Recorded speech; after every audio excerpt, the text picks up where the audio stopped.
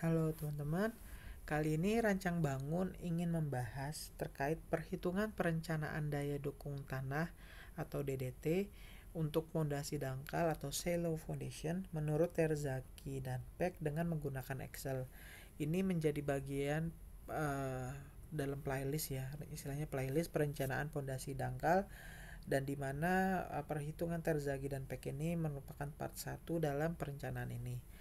Nah, sebelum masuk ke pembahasan, mohon bantuannya untuk teman-teman support Rancang Bangun dengan cara subscribe, like, komen, dan share video Rancang Bangun melalui channel YouTube, LinkedIn, Instagram, TikTok, Facebook, dan Twitter atau X.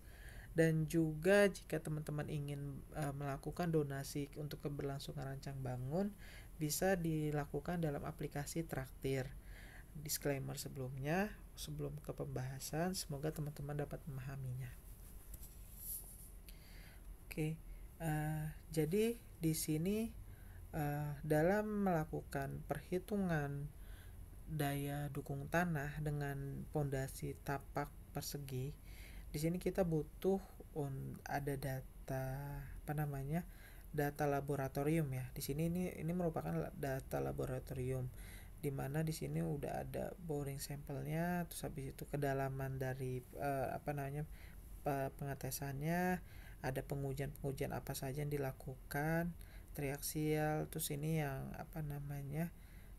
ada yang adireksir dan consolidation test. Nah, terus ketika kita melakukan kenapa kita butuh ini? Karena dalam rumus kapasitas dukung ultimate tanah menurut Terzaghi dan Peck, dia itu butuh data-data lab atau data-data tanah laboratorium yang kita butuhkan untuk melakukan analisa sehingga kita dapatkan daya dukung tanah menurut Terzaghi dan Peck gitu. Nah, di sini kita lakukan dulu perencanaannya, di mana kedalaman sampel ini kan diambil dari 1,5 sampai 2 ya. Saya di sini untuk kedalaman fondasi atau DF di sini ya. Ini juga di sini ada gambar. Ini yang bisa kita jadi patokan juga. DF itu adalah dari muka tanah dari elevasi 00 ke hingga elevasi terbawah daripada fondasi. Di mana kita di sini merancangkan kedalamannya itu 1,5 meter. Oke. Nah, dengan berat volume tanah itu, nah ini volume tanah untuk kondisi wet ya. Untuk wetnya itu di 1,655.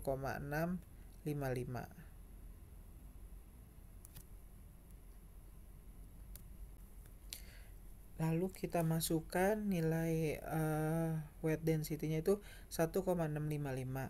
Nah, di sini kan kalau misalkan berdasarkan hasil laboratoriumnya itu satuannya ton per meter kubik ya. Sedangkan yang kita butuhkan itu kilonewton per meter kubik. Nah, 1 ton per meter kubik itu sama dengan 9,81 kilonewton per meter kubik. Jadi kalau misalkan ini tinggal kita kalikan 1,655 ton per meter kubik kita kalikan 9,81 biar menjadi kilonewton per meter kubik. Oke, itu habis itu sudut gesek dalam. Sudut gesek dalam itu yang nah ini dia. Ini 4,61 derajat. Ini tinggal kita masukin. Terus habis itu kohesinya itu sebesar 0,15.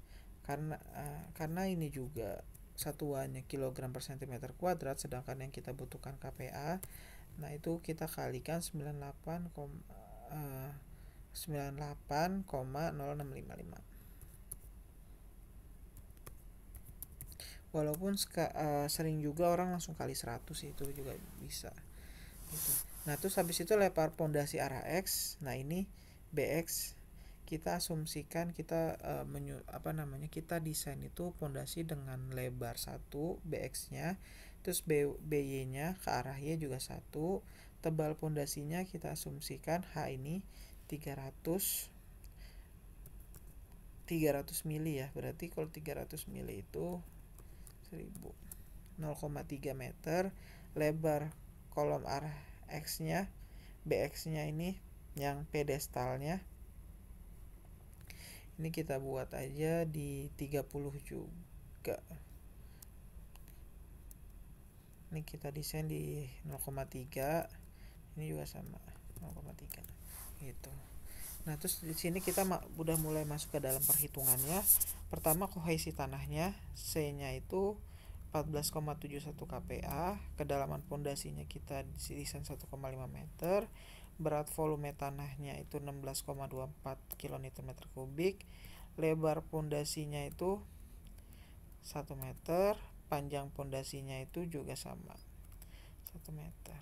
Nah, terus habis itu sudut gesek dalamnya itu kita masukkan 4,61 derajat. Nah, di sini itu kita butuh dalam satuan radian.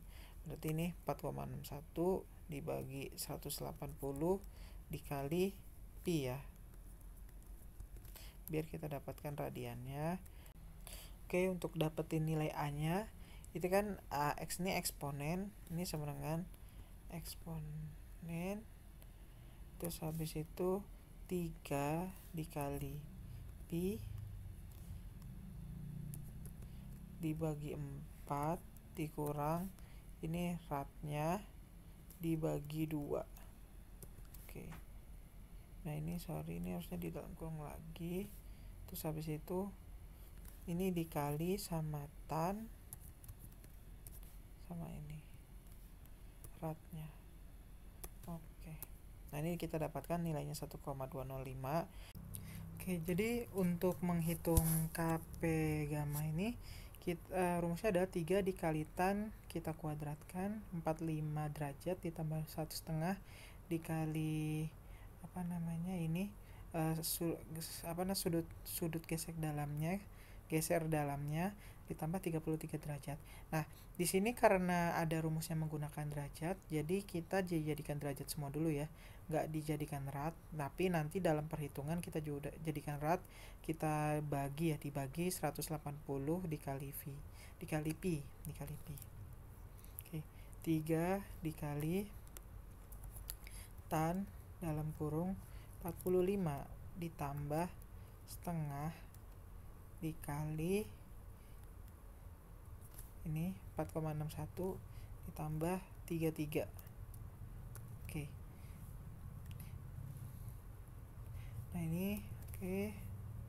Terus ini kita kalikan dibagi dengan 180 dikali pi. Kita tutup kurung, kita kuadratkan. Nah, ini perlu kita note dulu, ini yang dikuadratkan hanya ini ya, ini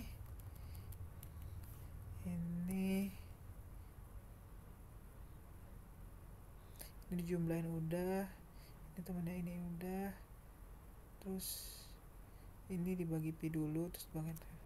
Oke, nah ini hasilnya 12,396 untuk KP gamanya. Oke, jadi kalau misalkan untuk hitung NC ini ya kayak gini rumusnya. Ini kotangan ini saya jadikan 1 dibagi tan sudut geser dalamnya. Jadi 1 dibagi tan dikalikan sudut geser dalam yang dalam radian. Terus ini jadi kotangannya.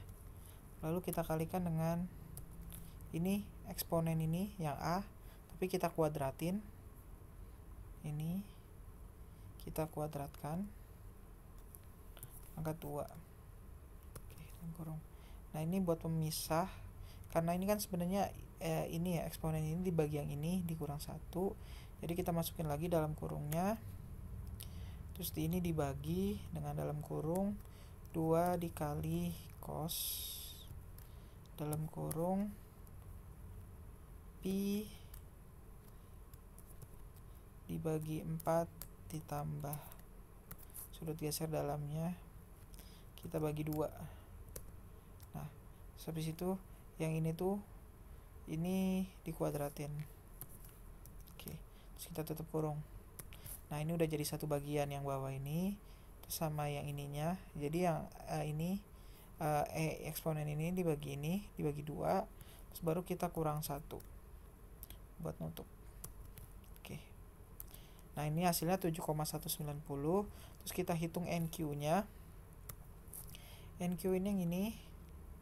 Jadi ini beda. Ini sebenarnya sama ini sama aja sih, bedanya nggak ada tannya. Jadi dalam kurung yang A lagi, A kita kuadratkan, dalam kurung kita bagi dengan 2 dikali cos dikali 2 dikali cos di pi bagi 4 ditambah ini kita bagi 2. Oke, pangkatin 2. Oke, ini pi nya udah, ini udah, ini udah, ini udah. Nah, hasilnya 1,580. Terus habis itu kita hitung yang ny, n gamma. Ini setengah 1/2 dikali tan dikali ini sudut geser dalamnya dalam radian. Terus kita kalikan dengan KPY yang udah kita hitung dibagi cos dalam kurung sudut geser dalamnya kita kuadratin. Oke, udah. Terus habis itu dikurang 1. Nah, ini buat memastikan dulu, jadi 1/2 dikali taninya udah oke. Terus ini KPY nya udah dibagi cos. Nah, ini buat pemisah.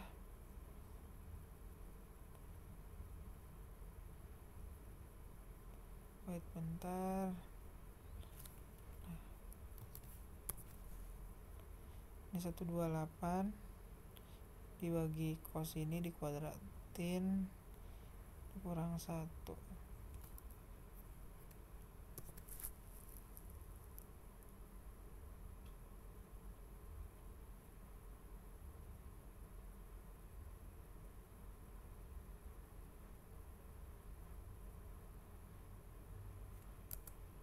Oke, hasilnya 0,463. Ini jadi kita udah memenuhi nih dari aspek kapasitas dukung tanah, NC-nya, NQ-nya, NY-nya, N gamma-nya, sorry. Nah, terus habis itu kita hitung Q ultimate-nya. Ini C ini tanah kohesifnya 14,71. Kita kalikan dengan NC dikali 1 ditambah 0,3. Sorry, ini biar kelihatan rumusnya kita copy dulu, kita geser, ini geser juga sama.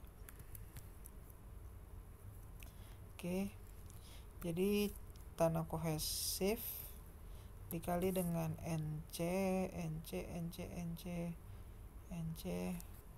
kita kalikan dengan 1 ditambah 0,3 dikali B nya ini dibagi L, karena dia bentuknya kita menyusunnya persegi ya, dengan lebarnya 1, panjangnya 1 dari sisi pondasinya, ditambah DF kedalamannya itu 1,5, sorry dalam kurung dulu, enggak usah lah ini, terus dikali gamanya berat volume tanahnya itu, terus habis itu dikali NQ.